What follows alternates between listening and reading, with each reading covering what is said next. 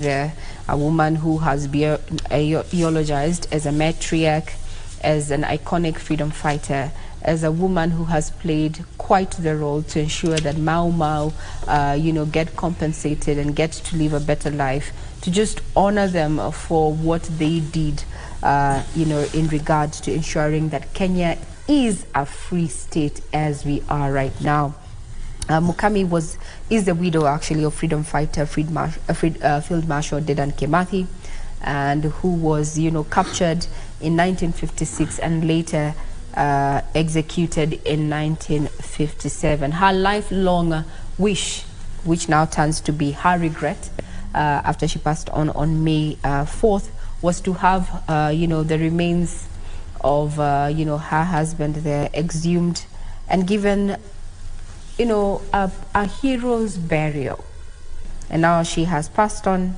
This has not been done yet, and we've been having a conversation as to what or why, what could have happened, or rather what had been the main hurdle in honoring this particular wish. With my panel here, lawyer, advocate of the High Court, Ronald Kambi, as well as Professor Munene there.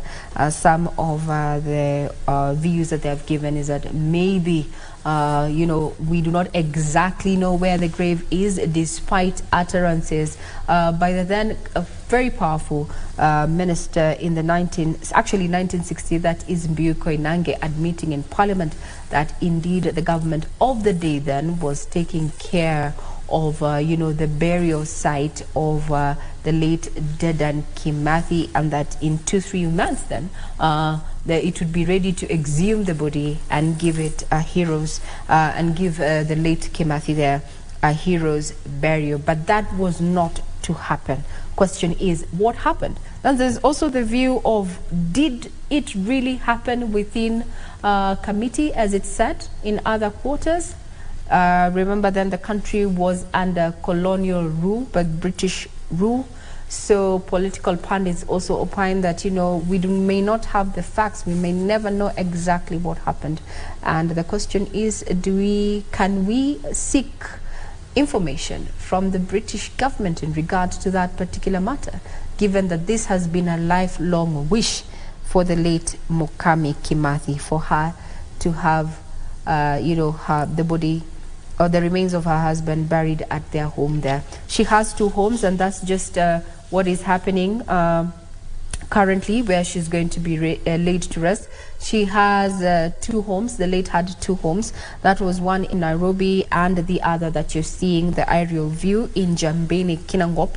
That particular land where her home sits was given to her by the late President Jomo Kenyatta there. There's been conversation in regard to compensation of Mau Mau freedom fighters, her being one of the beneficiaries, while we've heard from some who still say that government is yet to compensate them, talking about wanting houses as well as having a monthly allowance to keep them afloat.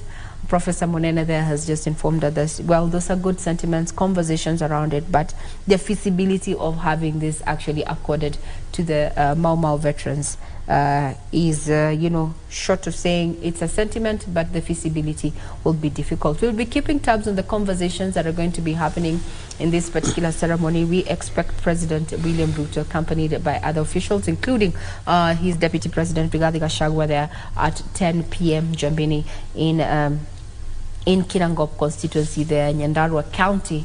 And as you can see from, other than the area view, we have various leaders, both from the national government as well as the county government, already making way to the home of the late Mukami there.